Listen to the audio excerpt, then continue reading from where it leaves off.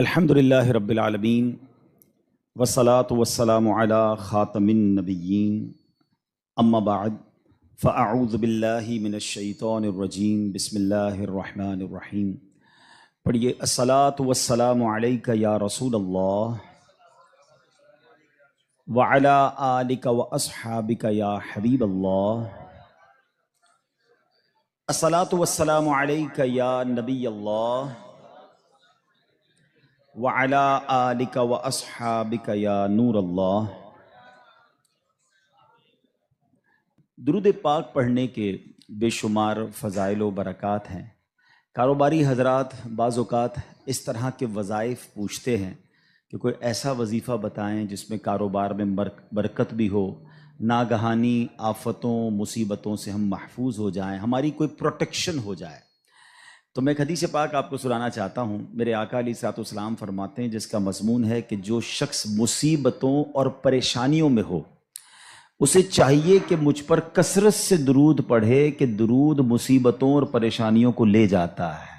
یعنی اگر کسی بھی تکلیف میں ہیں، اگر آپ چاہتے ہیں کہ وہ تکلیف، چاہے وہ بیماری ہے، چاہے وہ بزنس کی پرابلم ہے، واٹ ایور کلیمٹی اور پرابلم یو ہیو، درود پاک وہ وظیفہ ہے جو مشکلوں کو آسان کرنے والا وظیفہ ہے۔ اچھا، پھر اگر بینیفیشل کی بات کریں، ہم کاروباری لوگ ہیں، ہم ملٹیپلیکیشن آف بزنس کو غور کر رہے ہوتے ہیں کہ یار کدھر سرمایہ لگائیں یا کدھر سے آسانی کے ساتھ جو ہے وہ منافع کمایا جا سکے، تو نبی پاک علیہ الصلوۃ والسلام کی حدیث کا خلاصہ ہے کہ میرے آقا فرماتے ہیں جو ایک بار درود پاک پڑھتا ہے اللہ اس پر اپنی 10 رحمتیں نازل فرماتا ہے، جو 10 بار درود پاک پڑھے اس پر 100 رحمتیں نازل فرماتا ہے، اور فرمایا جو 100 بار درود پاک پڑھے اللہ کریم اس کی دونوں آنکھوں کے درمیان یہ لکھ دیتا ہے، یعنی لکھ دیا جاتا ہے کہ یہ بندہ نفاق اور جہنم کی آگ سے آزاد ہے، اور اسے قیامت کے دن شہیدوں کے ساتھ رکھا جائے گا۔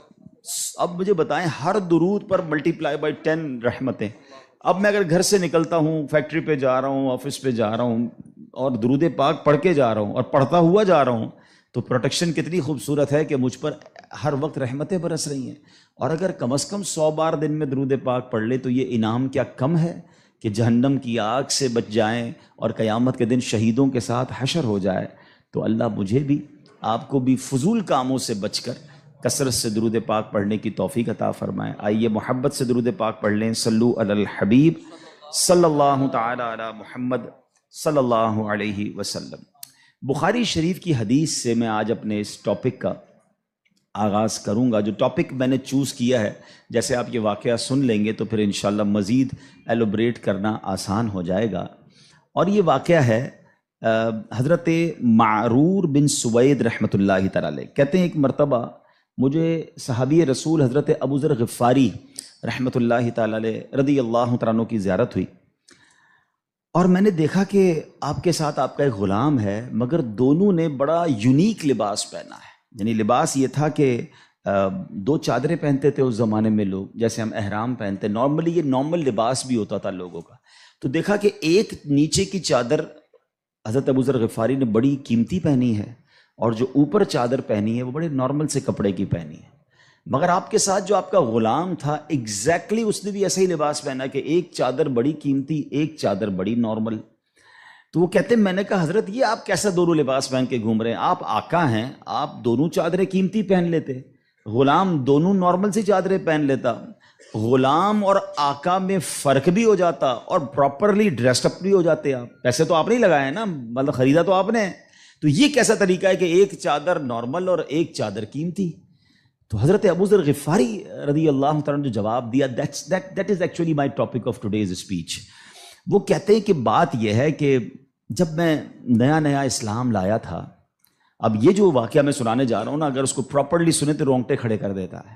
وہ کہتے ہیں کہ میرے ساتھ معاملہ جو تھا وہ ایک غلام سے میری بحث ہو گئی، جو غلامی سے تو آزاد ہو گئے تھے، مگر وہ ایکچولی ہی belongs to the Ghulam family, کیونکہ وہ آزاد ہوئے تھے، حبشی تھے، افریقن تھے، اور وہ کوئی اور نہیں، وہ حضرت بلال حبشی تھے۔ وہ کہتے کہ میری کسی بات پہ بحث ہو گئی، میں بھی نیا مسلمان ہوا تھا، ظاہر ہے صحابہ کرام بھی ایک پوری تربیت کے دور سے گزرے ہیں نا۔ تو کہتے بحث ہوئی تو میری زبان سے نکل گیا کہ اے کالی ماں کے بیٹے، میں نے حضرت بلال کو یہ کہہ دیا۔ حضرت بلال حبشی بہت دل برداشتہ ہوئے، نبی پاک علیہ السلام کی بارگاہ میں چلے گئے، کہتے یا رسول اللہ ابو ذر غفاری نے مجھے ایسا کہا ہے۔ اب نبی پاک علیہ السلام اس میں بہت زیادہ، جس کو کہتے ہیں نا کہ پیارے آقا کے چہرے کا رنگ متغیر ہوا، آپ نے فیل کیا اور آپ نے فرمایا یا ابا ذر انک امرؤ فیک جاہلیہ، اے ابو ذر تمہارے اندر اب بھی جاہلیت والا اثر باقی ہے۔ اب آگے نبی پاک نے جو فرمایا ذرا غور سے سنیے گا، یہ ہم سب کے لیے بڑے سنہرے الفاظ ہیں۔ فرمایا جو تمہارے خادم یا غلام ہیں یہ تمہارے بھائی ہیں، اللہ پاک نے انہیں تمہارے ماتحت کر دیا ہے، پس جو کوئی کسی بھائی کا ماتحت ہو اسے چاہیے جو خود کھاتا ہے وہ اپنے ماتحت کو کھلائے، جو خود پہنتا ہے وہی ماتحت کو پہنائے۔ اب وہ اس کے بعد ہوا کیا؟ حضرت ابو ذر دیکھیں، اس مسٹیک ہونا اور ہے، اور اس مسٹیک کی بھرپائی کرنا، اس کو ریئلائز کرنا، اس تربیت کو اپنے اندر امپلیمنٹ کرنا کیا تھا۔ حضرت ابو ذر غفاری نے یہ سنا تو حضرت بلال کے پاس جاتے ہیں، کہتے ہیں اے بلال مجھے معاف کر دو، اے بلال مجھ سے غلطی ہو گئی۔ نہیں جناب، اس پر صبر نہیں آیا آپ کو، آپ نے اپنے رخسار جو ہے اپنا گال زمین پہ رکھا، کہا بلال اس وقت تک مجھے چین نہیں آئے گا جب تم اپنا پیر میرے دوسرے گال پہ نہ رکھو۔ اللہ اکبر۔ حضرت بلال کہتے ہیں حضور میں نے معاف کر دیا، میں یہ کیسے کر سکتا ہوں، آپ اتنی بڑی ہستی ہیں کہ میں اپنا پیر آپ کے گال پر کیسے رکھوں۔ حضرت ابو ذر کو چین نہ آیا اور آپ نے حضرت بلال کے پیر کو اٹھا کر اپنے گال پر رکھا، یعنی معافی بھی مانگی تو تاریخ کی کیسی معافی مانگی۔ اور اس کے بعد کہتے ہیں بس اس کے بعد میں نے سوچ لیا کہ اپنے ہر غلام کے ساتھ، اپنے ہر ماتحت کے ساتھ میں نے یکساں سلوک کرنا ہے، جیسا میں نے لباس پہنا ہے ویسا میں نے اسے لباس پہنایا ہے۔ اب try to understand the difference between those times, اس وقت اور آج کے وقت میں فرق ذرا سمجھیے گا۔ اس زمانے میں غلام ہوتے تھے، غلام باقاعدہ خریدے جاتے تھے، جیسے آپ کی گاڑی ہے، جیسے آپ کی موٹر سائیکل، جیسے آپ کی اور چیزیں جس کے اونر آپ ہیں۔ اس زمانے میں غلام ایکچولی اونرشپ پر ملتے تھے، اب آپ اس کے آقا ہوتے تھے، مگر جو کسی کا آقا ہو اس کی تربیت ایسی کی جا رہی ہے تو مجھے بتائیے آج کا ملازم ہمارا غلام تو نہیں ہے نا؟ آج تو ہم نے اس سے ایک وقت کا اجارہ کیا ہے کہ جناب آپ 8 گھنٹے کے لیے میرے پاس آئیں گے اور پرٹیکولرلی یہ کام کریں گے، جو کام دیا میں اس سے وہ کام لے سکتا ہوں، نہ میرا وہ زر خرید غلام ہے، شام کو جا کر وہ کچھ بھی کرے اس کا میرا کوئی کانٹریکٹ ہی نہیں ہے۔ مگر اس کے باوجود جو آج ملازمین کے ساتھ سلوک کیا جاتا ہے، غلام کے ساتھ اچھا سلوک کرنے کا اسلام درس دیتا ہے، تو ملازمین کے ساتھ تو اس سے بڑھ کر اچھا سلوک کرنا ہوگا نا، کیونکہ وہ تو غلام بھی نہیں ہے۔ مگر آج غریب ملازمین کے ساتھ جس طرح بعض لوگ بیہیو کرتے ہیں، میں ایسا نہیں کہتا کہ سارے لوگ کرتے ہیں، ماشاءاللہ کچھ ہم نے دیکھا، چاہے وہ فیکٹری اونرز ہوں یا مالکان ہوں کاروبار کے، وہ بچوں جیسا سلوک کرتے ہیں، اور کرنا بھی یہی چاہیے۔ وہ غریب ہے تو اس کا مطلب یہ نہیں کہ اس کے پاس دل نہیں ہے، اور اسلام ہمیں حقوق بیان کرتا ہے اور ہمارے صحابہ نے اس کو کس طرح امپلیمنٹ کیا۔ اب یہ ایک بات ذہن میں رکھنی ہے، نبی پاک کی ایک حدیث یاد رکھیے گا، میرے آقا علیہ الصلوۃ والسلام فرماتے ہیں من آذا مسلمن فقط آذانی ومن آذانی فقط آذ اللہ، جس نے کسی مسلمان کو تکلیف دی۔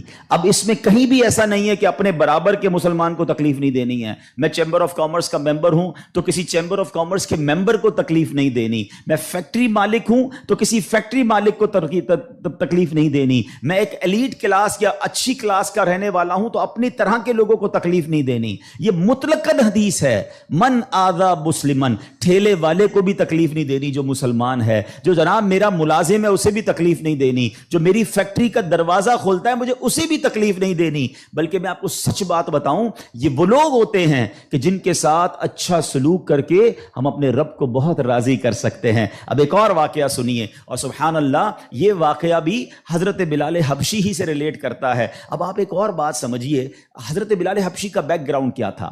حبشہ جو ہے وہ ایتھوپیا کو کہتے ہیں، آج کل وہ ملک ایتھوپیا ہے، ٹھیک ہے نا؟ اٹ مینز وہ افریقن تھے، عرب کے اندر ایک افریقن غلام کے طور پر وہ آئے تھے، اور آپ نے بہت ڈیفیکلٹ لائف اسلام کے لیے گزاری۔ جو آپ کا آقا تھا نا امیہ، میں نے وہی کہا کہ باٹ کر لیتے تھے، خرید لیتے تھے، وہ بہت سخت اسلام دشمن تھا۔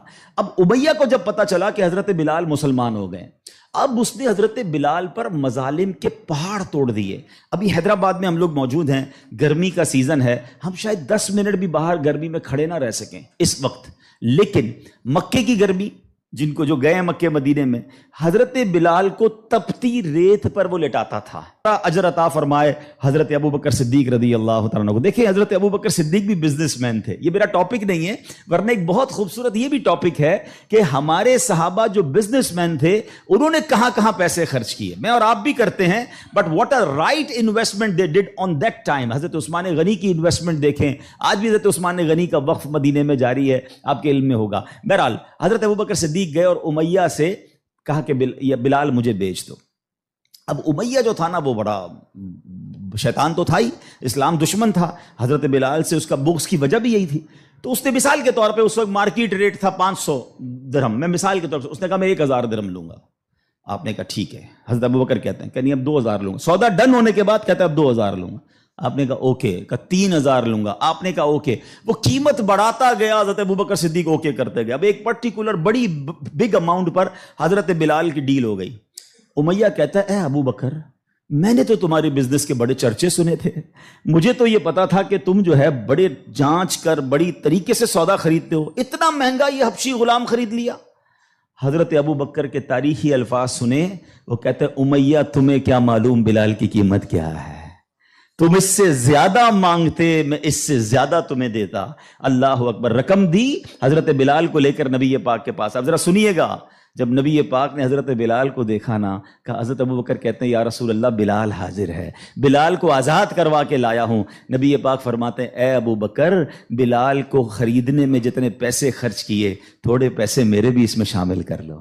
اتنا پیار. اور حضرت بلال کے اس بیوٹیفل ڈیل میں حضرت ابو بکر نے کہا حضور میرا سب کچھ آپ ہی کا تو ہے, اگر میں نے کچھ خرچ کیا تو حضور یہ سب آپ کا ہے. اب حضرت بلال کا یہ بیک گراؤنڈ تھا, یاد رکھیے گا. اب مکے میں بڑے بڑے سردار بھی مسلمان ہوئے. آپ سب کو یاد ہونا چاہیے اسلامی تاریخ کا ایک ٹرننگ پوائنٹ تھا, اور وہ ٹرننگ پوائنٹ تھا فتح مکہ. ٹھیک ہے نا, فتح مکہ سے پہلے 10,000 لوگ مسلمان ہوئے. میں تھوڑا سا 1-2 منٹ میں تھوڑا سمرائز کر دوں تاکہ آپ میرے ساتھ اور انوالو بھی ہو جائیں, اور یہ تاریخ پتہ ہونی چاہیے. فتح مکہ ہوتی ہے 10 ہجری میں. 10 ہجری کا مطلب 8 ہجری میں, معاف کیجیے گا, فتح مکہ ہوتی ہے 8 ہجری میں. 8 ہجری کا مطلب ہے کہ نبی پاک علیہ الصلوۃ والسلام نے جو 40 سال کی عمر میں اسٹرگل آف اسلام شروع کی, اس کے 13 سال مکے میں گزارے, 8 سال مدینے میں گزارے. 13 اور 8 کتنے ہو گئے؟ 21 سال. 21 ایئرز میں 10,000 مسلمان ہوئے تھے. سمجھ رہے ہیں بات کو؟ اور اب کانکر ہوتا ہے مکہ. جب مکہ فتح ہوا اور تمام مظالم کرنے والے لوگ موجود تھے, سرداران مکہ موجود تھے, اور ان کو پتا تھا آج ہمارے تکہ بوٹی کر دیے جائیں گے, آج ہمارے سر قلم کر دیے جائیں گے, کیونکہ ہم نے تو اتنا ستایا ان کو, مکہ چھوڑ کے مدینے جانا پڑا. مگر اینڈ آف دا ڈے جو نبی پاک کا شاندار فیصلہ تھا کہ آپ نے سب کو معافی کا اعلان فرما دیا, یہاں تک کہ صحابہ کرام کی جن پراپرٹیز پر مکے کے کفار نے قبضہ کر لیا تھا, میرے آقا نے کہا وہ پراپرٹیاں بھی تمہیں ہم واپس نہیں لیں گے, وہ بھی تمہاری ہو گئیں. اس معافی کا فائدہ کیا ہوا یہ سمجھنا بہت ضروری ہے کہ 10,000 مسلمان ہیں 21 سالہ کوشش میں, اور سن 10 ہجری میں آفٹر 2 ایئرز جب میرے آقا فتح مکہ کے بعد حج فرماتے ہیں, جس کو ہم حجۃ الوداع کہتے ہیں, اور خطبہ حج کے موقع پر میدان عرفات میں 1,24,000 صحابہ کرام ہوتے ہیں. معافی کا فائدہ دیکھ رہے ہیں؟ ہم کہتے ہیں بدلہ لوں گا, دشمنی چلے گی, نسل در نسل چلے گی, مٹا کے رکھ دوں گا, چھوڑوں گا نہیں. لڑائی کر کے دیکھ لو یا معاف کر کے دیکھ لو. ایک معافی نے اسلام کو کہاں پہنچایا؟ 10,000 21 سالوں میں, اور معافی کے بعد ودن 2 ایئرز 1,24,000 صحابہ کہاں موجود ہیں؟ عرفات کے میدان میں موجود ہیں. اینڈ فرام دیٹ ڈے, ایک اور بات, ہسٹری پڑھیے اسلام کی, فتح مکہ کے بعد اسلام نے جو ٹیک آف کیا ہے, آج تک اسلام پیچھے نہیں گیا. 200 کروڑ مسلمان ہیں آج دنیا میں. یہ فیضان ہے فتح مکہ کے اس اعلان کا, لا تثریب علیکم اليوم, آج تم سب آزاد ہو, تم سے کوئی سوال نہیں ہوگا. اور اس کے بعد سے اسلام کو جو عروج ملا. لیکن بھائی تربیت کا ٹائم تھا نا, جب یہ فتح مکہ ہو گیا نا, تو پیارے آقا علیہ الصلوۃ والسلام نے اب مکے کی چابی, کعبے کی چابی ملی, اور اب کعبے کی چھت پہ اذان دینی تھی. یعنی ایک طرح سے یہ ایک وکٹری کا اعلان تھا. تو نبی پاک نے کس کو کہا؟ حضرت بلال کو کہا کہ ایک بلال جاؤ اور کعبے کی چھت پہ اذان دو۔ اب جو سرداران مکہ تھے نا وہ کہتے ہیں یار ہم اتنے بڑے بڑے سردار، اتنی بڑی فیملی سے تعلق رکھنے والے ہیں، اتنا پیسہ ہمارے پاس، اتنے بڑے قبیلے کے سربراہ، اور آج اتنے عظیم موقع پر جو فتح مکہ کے بعد اذان دینے کا موقع، وہ بھی کعبے کی چھت پر، وہ کس کو دیا جا رہا ہے؟ ایک حبشی غلام کو۔ اللہ اکبر! یہ خبر نبی پاک تک پہنچ گئی کہ کچھ لوگ بے چین ہیں، کچھ لوگوں کو یہ برا لگ رہا ہے کہ بلال کو یہ موقع کیوں ملا، ہم بڑے خاندان والے، ہم پیسے والے۔ پیارے آقا علیہ الصلوۃ والسلام نے ان کو بلایا۔ پہلے تو نبی پاک نے سوال کیا کہ کیا آپ لوگ ایسی باتیں کر رہے تھے؟ کہ جی حضور کر رہے تھے۔ اب نبی پاک نے کیا فرمایا؟ نبی پاک کی گفتگو سے پہلے قرآن کی آیت نازل ہوتی ہے اور رہتی دنیا کے لیے ایک اصول بیان ہو گیا۔ اب یہ اصول مجھے اور آپ کو یاد رکھنا ہے۔ اللہ کریم قرآن میں ارشاد فرماتا انا اکرمکم عند اللہ اتقاکم، فرمایا بے شک اللہ کے یہاں تم میں زیادہ عزت والا وہ ہے جو تم میں زیادہ پرہیزگار ہے۔ یہ وہ فارمولا ہے جو مجھے یاد رکھنا ہے۔ پیسے والا زیادہ عزت والا نہیں ہے، جناب میں فلاں چیمبر کا صدر تو وزیر نائب صدر تو فلاں علاقے کا ہیڈ تو جناب قومی اسمبلی کا ممبر تو منسٹر یا جناب مل اونر نہیں، فلاں خاندان میرے سر نیم میں یہ نیم لگتا ہے جس کی وجہ سے میرا بہت بڑا خاندان ہے۔ قرآن نے فیصلہ کر دیا ہے ان اکرمکم عند اللہ اتقاکم، اللہ کے نزدیک عزت والا وہ ہے جو زیادہ پرہیزگار ہے۔ وہ میرا ملازم بھی ہو سکتا ہے، وہ میرا خان سما بھی ہو سکتا ہے، وہ میرا غریب رشتہ دار بھی ہو سکتا ہے، وہ باہر ٹھیلا لگانے والا بھی ہو سکتا ہے۔ اگر وہ اللہ کی بارگاہ میں پرہیزگار ہے وہ سب سے زیادہ، ہم سب سے زیادہ عزت والا ہے، اور یہی اسلام کا حسن ہے۔ اچھا مزے کی بات یہ ہے، ایک طرف تو یہ حسن ہم پریکٹیکلی بھی پریکٹس کرتے ہیں۔ مثال کے طور پہ بعض اوقات آفس میں نماز کا ٹائم ہو گیا اور ہمارے کسی ملازم میں کوئی باشرہ ہے یا حافظ صاحب ہے یا اچھا تلاوت کرنے والا ہے، ہم اس کو کہتے ہیں حضرت آپ نماز پڑھا دیں۔ بالکل اچھی بات، یہ تو اعلان ہے نا کہ بھائی آپ سیٹ ہیں، آپ پیچھے ہیں، اور امامت کون کر رہا ہے؟ ایک نارمل سا انسان ہے، لیکن وہ عبادت گزار ہے، اس کو قرآن آتا ہے، مگر صرف نماز کی حد تک۔ امام صاحب نے نماز پڑھا دی، پھر جا کر اس سے وہی انداز اختیار کرنا ہے جو عام ملازمین سے کرنا ہے؟ نہیں، یہ فارمولہ ہمیں اسلام سکھا رہا ہے۔ تو یہاں میرا جو آج ٹاپک ہے کہ سیٹ اور ملازم میں فرق، یہ ہمیں نہیں کرنا ہے۔ ٹھیک ہے کاروبار ہے، آپ اس سے کام لیں، آپ اس سے اجرت پر کام لے رہے ہیں، مگر آپ نے اسے خریدا نہیں ہے، اور اگر خرید بھی لیا ہے تو اس کے اوپر زیادتی کی اجازت نہیں ہے۔ مگر آج چونکہ غریب لوگ ہیں، بیچاروں کو جاب ملتی نہیں، تو جو منہ میں آیا کہہ دیتے ہیں، جس طرح ڈانٹنا ہے ڈانٹ دیتے ہیں، اور بعض اوقات تو گالیاں نکالتے ہیں۔ مجھے یاد ہے ایک صاحب مجھے ملے اور مجھے جو ہے وہ میں نے پوچھا، ایسے تھوڑا سا کلوز تھے کہ یار آپ کی سیلری کتنی ہے؟ اب یہ تھوڑی چند سالوں پرانی بات ہے، he is not that much professional, normal سا انسان تھا، منشی ٹائپ کے جیسے ہوتے ہیں نا، تو کہتے 80,000 تنخواہ ہے۔ میں نے کہا ماشاءاللہ تنخواہ تو اچھی ہے۔ تو کہتے ہیں 40,000 کام کے ہیں، 40,000 گالیوں کے ہیں۔ تو میں حیران ہو گیا، کہتا صبح سے شام گالیاں سنتا ہوں بھی بھائی، کیا کروں، غریب آدمی ہوں، پیسے اچھے ملتے ہیں اس لیے چھوڑ نہیں سکتا۔ اب میں نے سوچا کہ وہ جو مالک ہے، وہ جو سیٹ ہے، وہ قیامت کے دن کیا جواب دے گا؟ کیا پیسے دے کر گالی دینے کی تمہیں اجازت مل گئی ہے؟ کیا ذلیل کرنے کی اجازت مل گئی؟ ایسا نہ کریں پلیز۔ ہمارا اسلام ہمیں بہت خوبصورت مساوات کا درس دیتا ہے، اور غریب لوگ تو زیادہ ڈیزرو کرتے ہیں انہیں پیار کرنے کا۔ نبی پاک علیہ الصلوۃ والسلام کو، اب میرے آقا کا انداز دیکھیے گا، صحابہ بھی تو غریب تھے نا۔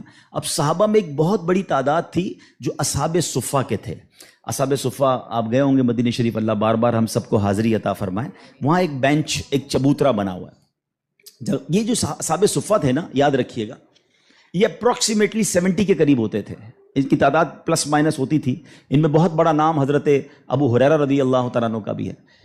یہ صحابہ اتنے غریب تھے کہ ان کے پاس گھر نہیں ہوتا تھا، ان کے پاس پہننے کے لیے پورے کپڑے بھی نہیں ہوتے تھے، ایک لباس، ایک چادر پہن کے بعض اوقات بیٹھے ہوتے، مگر شوق کیا تھا کہ علم دین سیکھنا ہے، نبی پاک علیہ الصلوۃ والسلام سے تربیت لینی ہے۔ تو کھانا بھی پیارے آقا انہیں بھجوا دیتے، اور نبی پاک ان کے ساتھ رہتے تھے۔ اب ذرا یاد رکھیے گا، صحابہ کرام کچھ تھے جو مزدوری کا کام کرتے تھے۔ ہمارے ساتھ بھی کبھی کبھی ہوتا ہے کہ یار کوئی محنت مزدوری والا آئے تو اس کے کپڑوں سے اسمیل آتی ہے، کپڑے پرانے ہوتے ہیں، بدبو آ رہی ہوتی ہے، ہم اس سے دور ہو جاتے ہیں۔ اب کیا ہوا کہ نبی پاک علیہ الصلوۃ والسلام کے پاس کچھ ایسے لوگ آ کر بیٹھنا شروع ہوئے جب پیارے آقا اللہ کا ذکر کر رہے ہوتے تھے کہ بال بکھرے ہوتے تھے، پہننے کے لیے کپڑا ہوتا تھا اور ان کی اسمیل بھی آتی تھی، کپڑوں سے مہک بھی آتی تھی.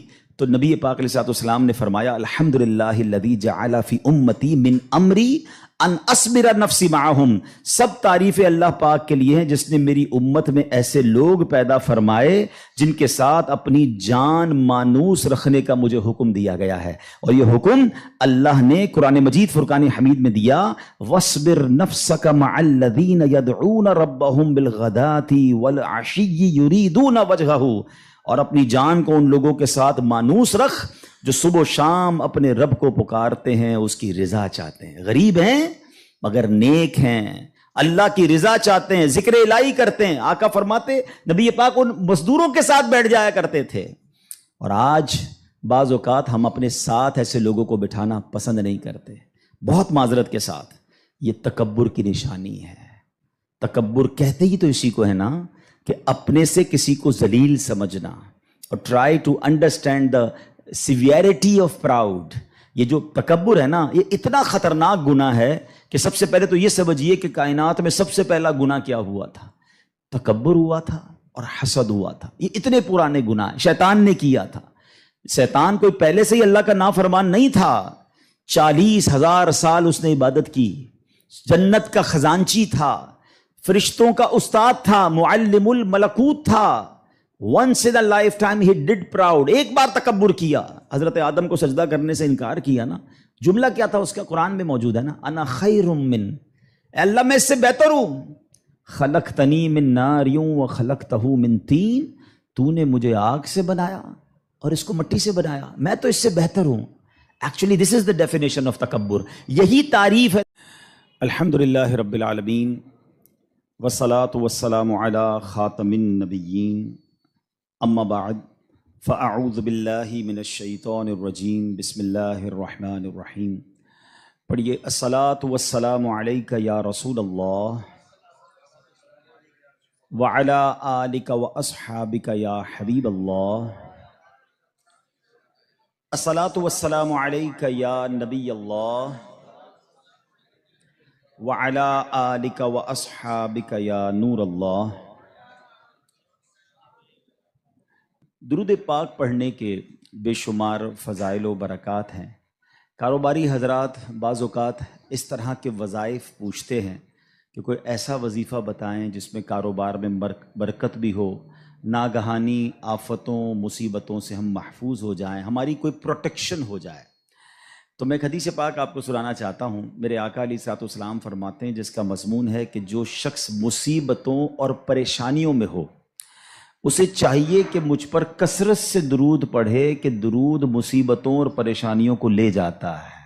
یعنی اگر کسی بھی تکلیف میں ہیں، اگر آپ چاہتے ہیں کہ وہ تکلیف، چاہے وہ بیماری ہے، چاہے وہ بزنس کی پرابلم ہے، واٹ ایور کلیمٹی اور پرابلم یو ہیو، درود پاک وہ وظیفہ ہے جو مشکلوں کو آسان کرنے والا وظیفہ ہے. اچھا، پھر اگر بینیفیشل کی بات کریں، ہم کاروباری لوگ ہیں، ہم ملٹیپلیکیشن آف بزنس کو غور کر رہے ہوتے ہیں کہ یار کدھر سرمایہ لگائیں یا کدھر سے آسانی کے ساتھ جو ہے وہ منافع کمایا جا سکے.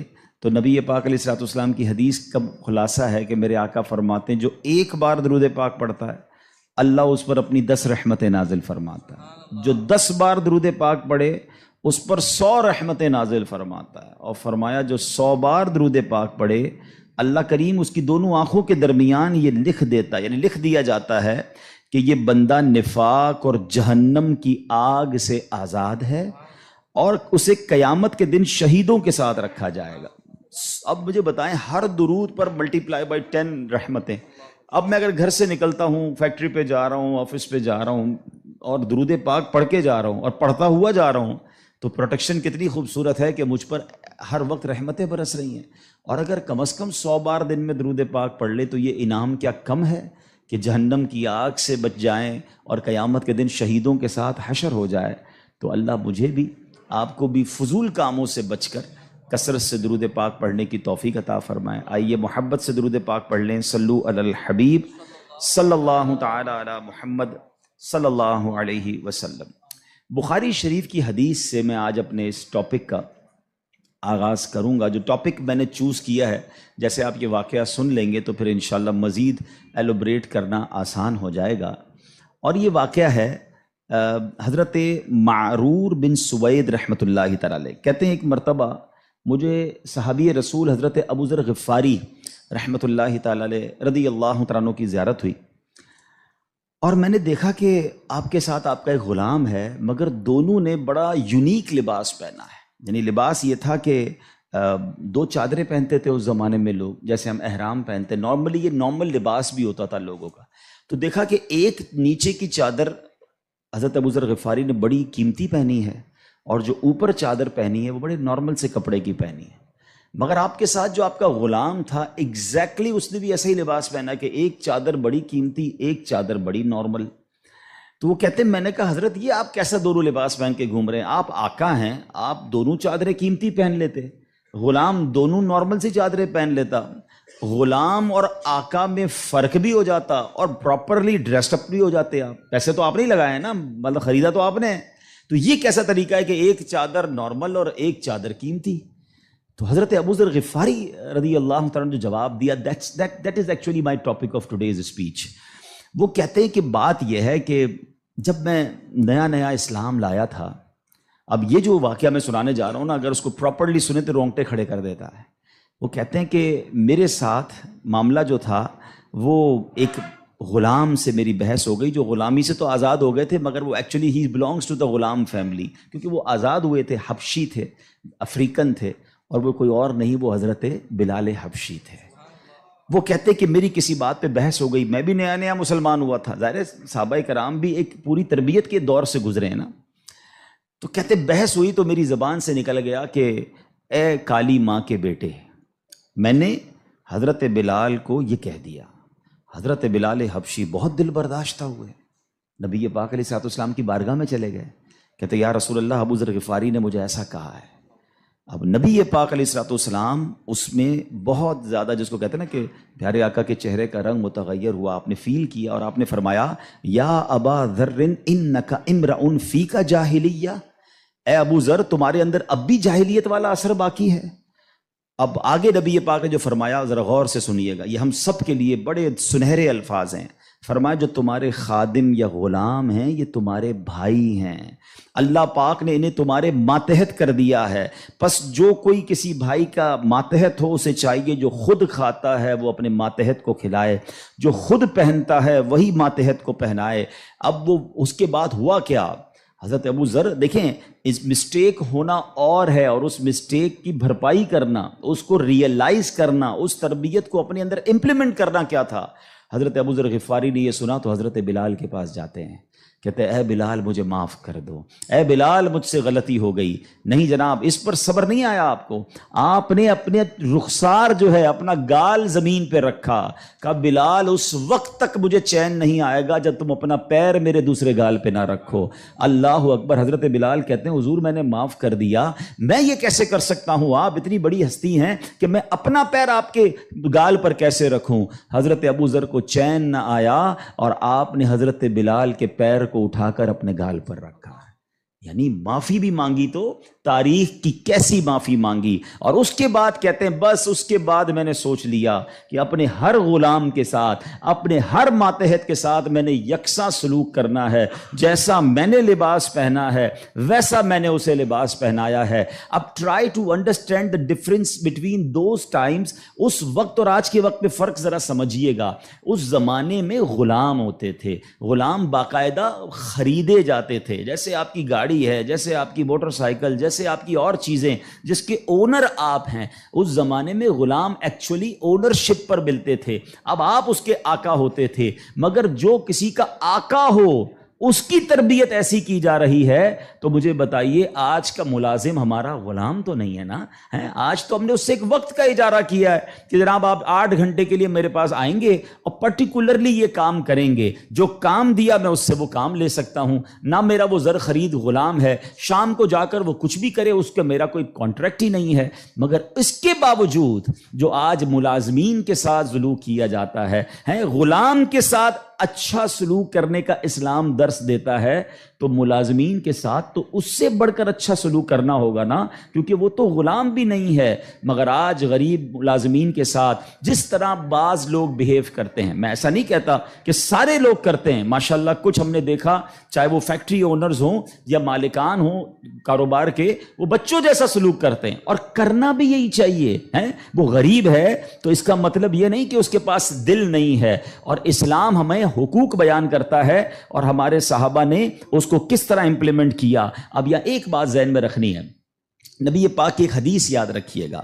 میرے آقا علیہ الصلوۃ والسلام فرماتے ہیں من آذا مسلمن فقط آذانی ومن آذانی فقط آذ اللہ، جس نے کسی مسلمان کو تکلیف دی۔ اب اس میں کہیں بھی ایسا نہیں ہے کہ اپنے برابر کے مسلمان کو تکلیف نہیں دینی ہے۔ میں چیمبر آف کامرس کا ممبر ہوں تو کسی چیمبر آف کامرس کے ممبر کو تکلیف نہیں دینی، میں فیکٹری مالک ہوں تو کسی فیکٹری مالک کو تکلیف نہیں دینی، میں ایک ایلیٹ کلاس یا اچھی کلاس کا رہنے والا ہوں تو اپنی طرح کے لوگوں کو تکلیف نہیں دینی۔ یہ مطلقاً حدیث ہے، من آذا مسلمن، ٹھیلے والے کو بھی تکلیف نہیں دینی جو مسلمان ہے، جو جناب میرا ملازم ہے اسے بھی تکلیف نہیں دینی، جو میری فیکٹری کا دروازہ کھولتا ہے مجھے اسے بھی تکلیف نہیں دینی۔ بلکہ میں آپ کو سچ بات بتاؤں، یہ وہ لوگ ہوتے ہیں کہ جن کے ساتھ اچھا سلوک کر کے ہم اپنے رب کو بہت راضی کر سکتے ہیں۔ اب ایک اور واقعہ سنیے، اور سبحان اللہ یہ واقعہ بھی حضرت بلال حبشی ہی سے ریلیٹ کرتا ہے۔ اب آپ ایک اور بات سمجھیے، حضرت بلال حبشی کا بیک گراؤنڈ کیا تھا؟ حبشہ جو ہے وہ ایتھوپیا کو کہتے ہیں، آج کل وہ ملک ایتھوپیا ہے، ٹھیک ہے نا؟ اٹ مینز وہ افریقن تھے، عرب کے اندر ایک افریقن غلام کے طور پر وہ آئے تھے، اور آپ نے بہت ڈیفیکلٹ لائف اسلام کے لیے گزاری۔ جو آپ کا آقا تھا نا امیہ، میں نے وہی کہا کہ باٹ کر لیتے تھے، خرید لیتے تھے، وہ بہت سخت اسلام دشمن تھا۔ اب امیہ کو جب پتا چلا کہ حضرت بلال مسلمان ہو گئے، اب اس نے حضرت بلال پر مظالم کے پہاڑ توڑ دیے۔ ابھی حیدرآباد میں ہم لوگ موجود ہیں، گرمی کا سیزن ہے، ہم شاید 10 منٹ بھی باہر گرمی میں کھڑے نہ رہ سکیں اس وقت، لیکن مکے کی گرمی، جن کو جو گئے ہیں مکے مدینے میں، حضرت بلال کو تپتی ریت پر وہ لٹاتا تھا۔ اجر عطا فرمائے حضرت ابو بکر صدیق رضی اللہ تعالیٰ عنہ کو۔ دیکھیں حضرت ابو بکر صدیق بھی بزنس مین تھے، یہ میرا ٹاپک نہیں ہے، ورنہ ایک بہت خوبصورت یہ بھی ٹاپک ہے کہ ہمارے صحابہ جو بزنس مین تھے انہوں نے کہاں کہاں پیسے خرچ کیے۔ میں اور آپ بھی کرتے ہیں، but what a right investment they did on that time. Hazrat Usman غنی کی انویسٹمنٹ دیکھیں، آج بھی حضرت عثمان غنی کا وقف مدینے میں جاری ہے، آپ کے علم میں ہوگا۔ بہرحال حضرت ابو بکر صدیق گئے اور امیہ سے کہا کہ بلال مجھے بیچ دو۔ اب امیہ جو تھا نا وہ بڑا شیطان تو تھا ہی، اسلام دشمن تھا، حضرت بلال سے اس کا بغض کی وجہ بھی یہی تھی۔ تو اس نے مثال کے طور پہ، اس وقت مارکیٹ ریٹ تھا 500 درہم، میں مثال کے طور پر اس نے کہا میں 1000 درہم لوں گا۔ آپ نے کہا ٹھیک ہے۔ حضرت ابوبکر کہتے ہیں کہ نہیں اب 2000 لوں گا۔ سودا ڈن ہونے کے بعد کہتا ہے اب 2000 لوں گا۔ آپ نے کہا اوکے، کہا 3000 لوں گا۔ آپ نے کہا اوکے۔ وہ قیمت بڑھاتا گیا، حضرت ابوبکر صدیق اوکے کرتے گئے۔ اب ایک پرٹیکولر بڑی بگ اماؤنٹ پر حضرت بلال کی ڈیل ہو گئی۔ امیہ کہتا ہے اے ابوبکر، میں نے تو تمہاری بزنس کے بڑے چرچے سنے تھے، مجھے تو یہ پتا تھا کہ تم جو ہے بڑے جانچ کر بڑی طریقے سے سودا خریدتے ہو، اتنا مہنگا یہ حبشی غلام خرید لیا۔ حضرت ابوبکر کے تاریخی الفاظ سنے، وہ کہتے ہیں امیہ تمہیں کیا معلوم بلال کی قیمت کیا ہے، تم اس سے زیادہ مانگتے میں اس سے زیادہ تمہیں دیتا۔ اللہ اکبر۔ رقم دی حضرت بلال کو لے کر نبی پاک کے پاس۔ اب ذرا سنیے گا، جب نبی پاک نے حضرت بلال کو دیکھا نا، کہ حضرت ابوبکر کہتے ہیں یا رسول اللہ بلال حاضر ہے، بلال کو آزاد کروا کے لایا ہوں۔ نبی پاک فرماتے ہیں اے ابوبکر، بلال کو خریدنے میں جتنے پیسے خرچ کیے، تھوڑے پیسے میرے بھی اس میں شامل کر لو۔ اتنا پیار۔ اور حضرت بلال کے اس بیوٹیفل ڈیل میں حضرت ابوبکر نے کہا حضور میرا سب کچھ آپ ہی کا تو ہے، اگر میں نے کچھ خرچ کیا تو حضور یہ سب آپ کا ہے۔ اب حضرت بلال کا یہ بیک گراؤنڈ تھا، یاد رکھیے گا۔ اب مکے میں بڑے بڑے سردار بھی مسلمان ہوئے۔ آپ سب کو یاد ہونا چاہیے اسلامی تاریخ کا ایک ٹرننگ پوائنٹ تھا، اور وہ ٹرننگ پوائنٹ تھا فتح مکہ، ٹھیک ہے نا؟ فتح مکہ سے پہلے 10,000 لوگ مسلمان ہوئے۔ میں تھوڑا سا 1-2 منٹ میں تھوڑا سمرائز کر دوں تاکہ آپ میرے ساتھ اور انوالو بھی ہو جائیں، اور یہ تاریخ پتہ ہونی چاہیے۔ فتح مکہ ہوتی ہے 10 ہجری میں۔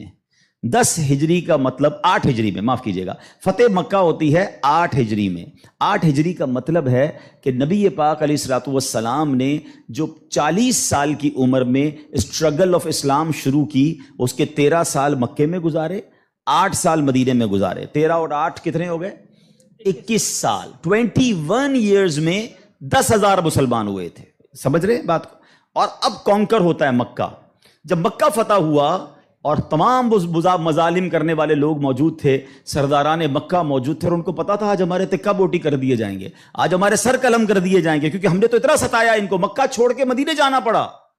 مگر اینڈ آف دا ڈے جو نبی پاک کا شاندار فیصلہ تھا کہ آپ نے سب کو معافی کا اعلان فرما دیا، یہاں تک کہ صحابہ کرام کی جن پراپرٹیز پر مکے کے کفار نے قبضہ کر لیا تھا، میرے آقا نے کہا وہ پراپرٹیاں بھی تمہیں ہم واپس نہیں لیں گے، وہ بھی تمہاری ہو گئیں. اس معافی کا فائدہ کیا ہوا یہ سمجھنا بہت ضروری ہے کہ 10,000 مسلمان ہیں 21 سالہ کوشش میں، اور سن 10 ہجری میں آفٹر 2 ایئرز جب میرے آقا فتح مکہ کے بعد حج فرماتے ہیں، جس کو ہم حجۃ الوداع کہتے ہیں، اور خطبہ حج کے موقع پر میدان عرفات میں 1,24,000 صحابہ کرام ہوتے ہیں. معافی کا فائدہ دیکھ رہے ہیں؟ ہم کہتے ہیں بدلہ لوں گا، دشمنی چلے گی، نسل در نسل چلے گی، مٹا کے رکھ دوں گا، چھوڑوں گا نہیں. لڑائی کر کے دیکھ لو یا معاف کر کے دیکھ لو. ایک معافی نے اسلام کو کہاں پہنچایا؟ 10,000 21 سالوں میں، اور معافی کے بعد ودن 2 ایئرز 1,24,000 صحابہ کہاں موجود ہیں؟ عرفات کے میدان میں موجود ہیں. اینڈ فرام دیٹ ڈے، ایک اور بات، ہسٹری پڑھیے اسلام کی، فتح مکہ کے بعد اسلام نے جو ٹیک آف کیا ہے، آج تک اسلام پیچھے نہیں گیا. 200 کروڑ مسلمان ہیں آج دنیا میں. یہ فیضان ہے فتح مکہ کے اس اعلان کا، لا تثریب علیکم اليوم، آج تم سب آزاد ہو، تم سے کوئی سوال نہیں ہوگا. اور اس کے بعد سے اسلام کو جو عروج ملا. لیکن بھائی تربیت کا ٹائم تھا نا.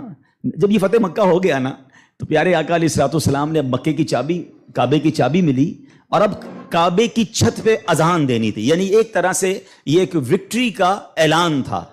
تو نبی پاک نے کس کو کہا؟ حضرت بلال کو کہا کہ ایک بلال جاؤ اور کعبے کی چھت پہ اذان دو. اب جو سرداران مکہ تھے نا، وہ کہتے ہیں یار ہم اتنے بڑے بڑے سردار، اتنی بڑی فیملی سے تعلق رکھنے والے ہیں، اتنا پیسہ ہمارے پاس، اتنے بڑے قبیلے کے سربراہ، اور آج اتنے عظیم موقع پر جو فتح مکہ کے بعد اذان دینے کا موقع، وہ بھی کعبے کی چھت پر، وہ کس کو دیا جا رہا ہے؟ ایک حبشی غلام کو. اللہ اکبر. یہ خبر نبی پاک تک پہنچ گئی کہ کچھ لوگ بے چین ہیں، کچھ لوگوں کو یہ برا لگ رہا ہے کہ بلال کو یہ موقع کیوں ملا، ہم بڑے خاندان والے، ہم پیسے والے. پیارے آقا علیہ الصلوۃ والسلام نے ان کو بلایا. پہلے تو نبی پاک نے سوال کیا کہ کیا آپ لوگ ایسی باتیں کر رہے تھے؟ کہ جی حضور کر رہے تھے. اب نبی پاک نے کیا فرمایا؟ نبی پاک کی گفتگو سے پہلے قرآن کی آیت نازل ہوتی ہے، اور رہتی دنیا کے لیے ایک اصول بیان ہو گیا. اب یہ اصول مجھے اور آپ کو یاد رکھنا ہے. اللہ کریم قرآن میں ارشاد فرماتا انا اکرمکم عند اللہ اتقاکم. فرمایا بے شک اللہ کے یہاں تم میں زیادہ عزت والا وہ ہے جو تم میں زیادہ پرہیزگار ہے. یہ وہ فارمولہ ہے جو مجھے یاد رکھنا ہے. پیسے والا زیادہ عزت والا نہیں ہے. جناب میں فلاں چیمبر کا صدر تو وزیر نائب صدر تو فلاں علاقے کا ہیڈ تو جناب قومی اسمبلی کا ممبر تو منسٹر یا جناب مل اونر نہیں. فلاں خاندان میرے سر نیم میں یہ نیم لگتا ہے جس کی وجہ سے میرا بہت بڑا خاندان ہے. قرآن نے فیصلہ کر دیا ہے ان اکرمکم عند اللہ اتقاکم. اللہ کے نزدیک عزت والا وہ ہے جو زیادہ پرہیزگار ہے. وہ میرا ملازم بھی ہو سکتا ہے، وہ میرا خانسامہ بھی ہو سکتا ہے، وہ میرا غریب رشتہ دار بھی ہو سکتا ہے، وہ باہر ٹھیلا لگانے والا بھی ہو سکتا ہے. اگر وہ اللہ کی بارگاہ میں پرہیزگار ہے وہ سب سے زیادہ، ہم سب سے زیادہ عزت والا ہے. اور یہی اسلام کا حسن ہے. اچھا مزے کی بات یہ ہے، ایک طرف تو یہ حسن ہم پریکٹیکلی بھی پریکٹس کرتے ہیں. مثال کے طور پہ بعض اوقات آفس میں نماز کا ٹائم ہو گیا اور ہمارے کسی ملازم میں کوئی باشرہ ہے یا حافظ صاحب ہے یا اچھا تلاوت کرنے والا ہے، ہم اس کو کہتے ہیں حضرت آپ نماز پڑھا دیں. بالکل اچھی بات. یہ تو اعلان ہے نا کہ بھائی آپ سیٹ ہیں، آپ پیچھے ہیں، اور امامت کون کر رہا ہے؟ ایک نارمل سا انسان ہے، لیکن وہ عبادت گزار ہے، اس کو قرآن آتا ہے. مگر صرف نماز کی حد تک. امام صاحب نے نماز پڑھا دی، پھر جا کر اس سے وہی انداز اختیار کرنا ہے جو عام ملازمین سے کرنا ہے؟ نہیں. یہ فارمولہ ہمیں اسلام سکھا رہا ہے. تو یہاں میرا جو آج ٹاپک ہے کہ سیٹ اور ملازم میں فرق، یہ ہمیں نہیں کرنا ہے. ٹھیک ہے کاروبار ہے، آپ اس سے کام لیں، آپ اس سے اجرت پر کام لے رہے ہیں، مگر آپ نے اسے خریدا نہیں ہے، اور اگر خرید بھی لیا ہے تو اس کے اوپر زیادتی کی اجازت نہیں ہے۔ مگر آج چونکہ غریب لوگ ہیں، بیچاروں کو جاب ملتی نہیں، تو جو منہ میں آیا کہہ دیتے ہیں، جس طرح ڈانٹنا ہے ڈانٹ دیتے ہیں، اور بعض اوقات تو گالیاں نکالتے ہیں۔ مجھے یاد ہے ایک صاحب مجھے ملے، اور مجھے جو ہے وہ میں نے پوچھا، ایسے تھوڑا سا کلوز تھے کہ یار آپ کی سیلری کتنی ہے؟ اب یہ تھوڑی چند سالوں پرانی بات ہے، he is not that much professional, normal سا انسان تھا، منشی ٹائپ کے جیسے ہوتے ہیں نا، تو کہتے 80,000 تنخواہ ہے۔ میں نے کہا ماشاء اللہ تنخواہ تو اچھی ہے، تو کہتے ہیں 40,000 کام کے ہیں، 40,000 گالیوں کے ہیں۔ تو میں حیران ہو گیا، کہتا صبح سے شام گالیاں سنتا ہوں حبیب بھائی، کیا کروں، غریب آدمی ہوں، پیسے اچھے ملتے ہیں اس لیے چھوڑ نہیں سکتا۔ اب میں نے سوچا کہ وہ جو مالک ہے، وہ جو سیٹ ہے، وہ قیامت کے دن کیا جواب دے گا؟ کیا پیسے دے کر گالی دینے کی تمہیں اجازت مل گئی ہے؟ کیا ذلیل کرنے کی اجازت مل گئی؟ ایسا نہ کریں پلیز۔ ہمارا اسلام ہمیں بہت خوبصورت مساوات کا درس دیتا ہے، اور غریب لوگ تو زیادہ ڈیزرو کرتے ہیں انہیں پیار کرنے کا۔ نبی پاک علیہ الصلوۃ والسلام کو، اب میرے آقا کا انداز دیکھیے گا، صحابہ بھی تو غریب تھے نا۔ اب صحابہ میں ایک بہت بڑی تعداد تھی جو اصحاب صفہ کے تھے۔ اصحاب صفہ آپ گئے ہوں گے مدینہ شریف، اللہ بار بار ہم سب کو حاضری عطا فرمائے۔ وہاں ایک بینچ، ایک چبوترا بنا ہوا ہے۔ یہ جو اصحاب صفہ تھے نا، یاد رکھیے گا، یہ اپروکسیمیٹلی 70 کے قریب ہوتے تھے، ان کی تعداد پلس مائنس ہوتی تھی۔ ان میں بہت بڑا نام حضرت ابو ہریرہ رضی اللہ تعالیٰ عنہ کا بھی ہے۔ یہ صحابہ اتنے غریب تھے کہ ان کے پاس گھر نہیں ہوتا تھا، ان کے پاس پہننے کے لیے پورے کپڑے بھی نہیں ہوتے تھے، ایک لباس، ایک چادر پہن کے بعض اوقات بیٹھے ہوتے، مگر شوق کیا تھا کہ علم دین سیکھنا ہے، نبی پاک علیہ الصلوۃ والسلام سے تربیت لینی ہے۔ تو کھانا بھی پیارے آقا انہیں بھجوا دیتے، اور نبی پاک ان کے ساتھ رہتے تھے۔ اب ذرا یاد رکھیے گا، صحابہ کرام کچھ تھے جو مزدوری کا کام کرتے تھے۔ ہمارے ساتھ بھی کبھی کبھی ہوتا ہے کہ یار کوئی محنت مزدوری والا آئے تو اس کے کپڑوں سے اسمیل آتی ہے، کپڑے پرانے ہوتے ہیں، بدبو آ رہی ہوتی ہے، ہم اس سے دور ہو جاتے ہیں۔ اب کیا ہوا کہ نبی پاک علیہ الصلوۃ والسلام کے پاس کچھ ایسے لوگ آ کر بیٹھنا شروع ہوئے، جب پیارے آقا اللہ کا ذکر کر رہے ہوتے تھے کہ بال بکھرے ہوتے تھے، پہننے کے لیے کپڑا ہوتا تھا، اور ان کی اسمیل بھی آتی تھی، کپڑوں سے مہک بھی آتی تھی۔ تو نبی پاک علیہ الصلوۃ والسلام نے فرمایا، الحمدللہ الذی جعل فی امتی من امری ان اصبر نفسی معہم، سب تعریف اللہ پاک کے لیے ہیں جس نے میری امت میں ایسے لوگ پیدا فرمائے جن کے ساتھ اپنی جان مانوس رکھنے کا مجھے حکم دیا گیا ہے۔ اور یہ حکم اللہ نے قرآن مجید فرقان حمید میں دیا، وَاصْبِرْ نَفْسَكَ مَعَ الَّذِينَ يَدْعُونَ رَبَّهُمْ بِالْغَدَاةِ وَالْعَشِيِّ يُرِيدُونَ وَجْهَهُ، اور اپنی جان کو ان لوگوں کے ساتھ مانوس رکھ جو صبح و شام اپنے رب کو پکارتے ہیں، اس کی رضا چاہتے ہیں۔ غریب ہیں مگر نیک ہیں، اللہ کی رضا چاہتے ہیں، ذکر الہی کرتے ہیں۔ آقا فرماتے نبی پاک ان مزدوروں کے ساتھ بیٹھ جایا کرتے تھے۔ اور آج بعض اوقات ہم اپنے ساتھ ایسے لوگوں کو بٹھانا پسند نہیں کرتے، بہت معذرت کے ساتھ۔ یہ تکبر کی نشانی ہے۔ تکبر کہتے ہی تو اسی کو ہے نا، کہ اپنے سے کسی کو ذلیل سمجھنا، اور try to understand the severity of proud. یہ جو تکبر ہے نا، یہ اتنا خطرناک گناہ ہے کہ سب سے پہلے تو یہ سمجھیے کہ کائنات میں سب سے پہلا گناہ کیا ہوا تھا؟ تکبر ہوا تھا اور حسد ہوا تھا۔ یہ اتنے پرانے گناہ شیطان نے کیا تھا۔ شیطان کوئی پہلے سے ہی اللہ کا نافرمان نہیں تھا، 40,000 سال اس نے عبادت کی، جنت کا خزانچی تھا، فرشتوں کا استاد تھا، معلم الملکوت تھا۔ once in a lifetime he did proud، ایک بار تکبر کیا، حضرت آدم کو سجدہ کرنے سے انکار کیا نا۔ جملہ کیا تھا اس کا؟ قرآن میں موجود ہے نا، انا خیر من، اے اللہ میں اس سے بہتر ہوں، خلقتنی من نار وخلقتہ من طین، تو نے مجھے آگ سے بنایا اور اس کو مٹی سے بنایا، میں تو اس سے بہتر ہوں۔ Actually this is the definition of تکبر، یہی تعریف ہے۔ الحمدللہ رب العالمین، والصلاة والسلام علی خاتم النبیین، اما بعد فاعوذ باللہ من الشیطان الرجیم، بسم اللہ الرحمن الرحیم۔ پڑھیے، الصلاة والسلام علیک یا رسول اللہ وعلی آلک واصحابک یا حبیب اللہ، الصلاة والسلام علیک یا نبی اللہ وعلی آلک واصحابک یا نور اللہ۔ درود پاک پڑھنے کے بے شمار فضائل و برکات ہیں۔ کاروباری حضرات بعض اوقات اس طرح کے وظائف پوچھتے ہیں کہ کوئی ایسا وظیفہ بتائیں جس میں کاروبار میں برکت بھی ہو، ناگہانی آفتوں مصیبتوں سے ہم محفوظ ہو جائیں، ہماری کوئی پروٹیکشن ہو جائے۔ تو میں ایک حدیث پاک آپ کو سنانا چاہتا ہوں۔ میرے آقا علیہ الصلوۃ والسلام فرماتے ہیں، جس کا مضمون ہے کہ جو شخص مصیبتوں اور پریشانیوں میں ہو، اسے چاہیے کہ مجھ پر کثرت سے درود پڑھے، کہ درود مصیبتوں اور پریشانیوں کو لے جاتا ہے۔ یعنی اگر کسی بھی تکلیف میں ہیں، اگر آپ چاہتے ہیں کہ وہ تکلیف، چاہے وہ بیماری ہے، چاہے وہ بزنس کی پرابلم ہے، واٹ ایور کلیمٹی اور پرابلم یو ہیو، درود پاک وہ وظیفہ ہے جو مشکلوں کو آسان کرنے والا وظیفہ ہے۔ اچھا، پھر اگر بینیفیشل کی بات کریں، ہم کاروباری لوگ ہیں، ہم ملٹیپلیکیشن آف بزنس کو غور کر رہے ہوتے ہیں کہ یار کدھر سرمایہ لگائیں یا کدھر سے آسانی کے ساتھ جو ہے وہ منافع کمایا جا سکے۔ تو نبی پاک علیہ الصلوۃ والسلام کی حدیث کا خلاصہ ہے کہ میرے آقا فرماتے ہیں، جو ایک بار درود پاک پڑھتا ہے